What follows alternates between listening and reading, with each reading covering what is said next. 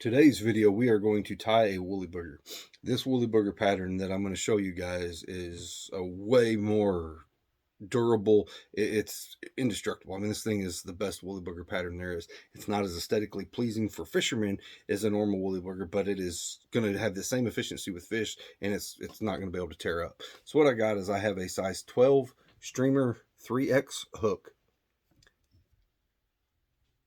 and I have an 1/8 inch tungsten bead. Very first thing we are going to do is we are going to put some super glue on the shank of the hook. Once we get that super glue on, we're going to build a thread base. So we are going to tie our thread in through the super glue.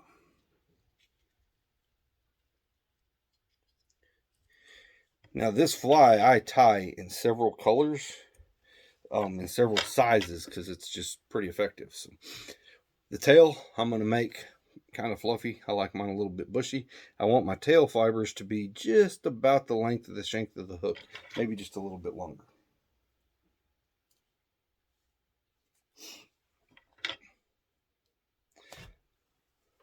I'm going to lay that down on the base, and I'm going to wrap it in.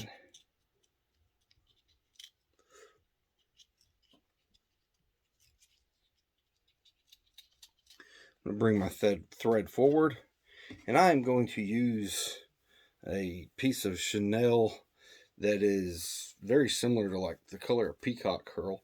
So I'm going to take a piece of my chenille, and I'm going to tie it in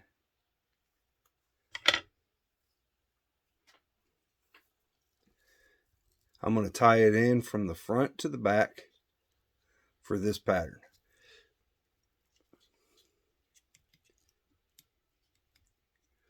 Okay, once I get that tied in, I'm going to bring my thread back.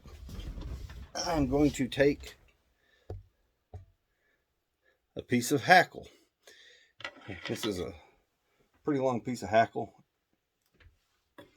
And I am going to, instead of pulling my fibers back, I'm going to pull some fibers loose. Then I'm going to trim them, leaving just a little bit in place. That makes that thread hang on to it a whole lot better. I'm going to bring my thread right back in between the barb and the point of the hook. Then I'm going to bring my thread back one more time. And I'm going to make like I would a dubbing loop. I'm going to make it the same length as I am the feather in the chenille.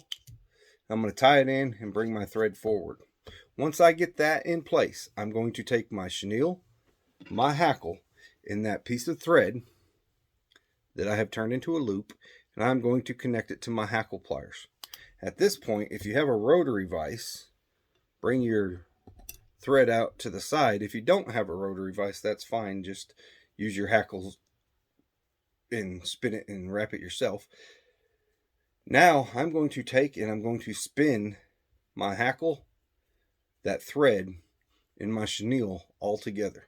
You can see I've got my hackle plier here and I'm just spinning it. I want to spin it a pretty good bit. Once I've got it spun to where I want, I am going to add a pretty good amount of super glue on the top and bottom of my hook shank. Once I get that done, I'm going to take my rotary vise and I am going to spin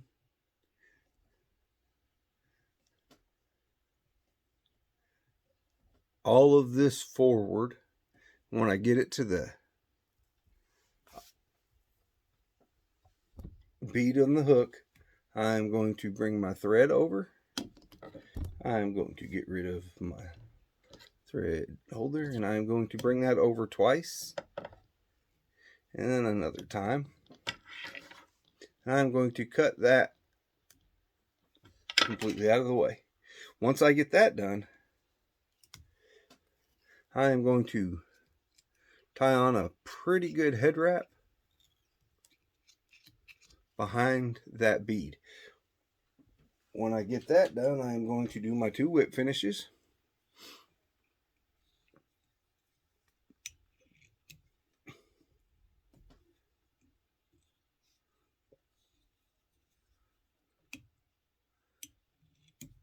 I'm going to cut my thread off and put a pretty good blob of head cement on that wrap. Now, what I have done is I have used a 210 denier thread, so it's a way thicker thread. Some guys will use a Kevlar, whatever you want, just a good thread. My chenille and my hackle all intertwined together, and every wrap of that is now super glued to the shank of that hook body, so it can't come apart.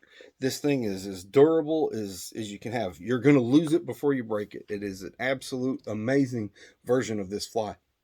Now, the hackle doesn't spin out quite as pretty as a normal woolly booger, but it's so durable and it has the same efficiency. So if you're tying for yourself and you want to make some flies that are indestructible, this is the way to make a woolly booger fly. So I hope this helps, and we'll see you guys in the next video.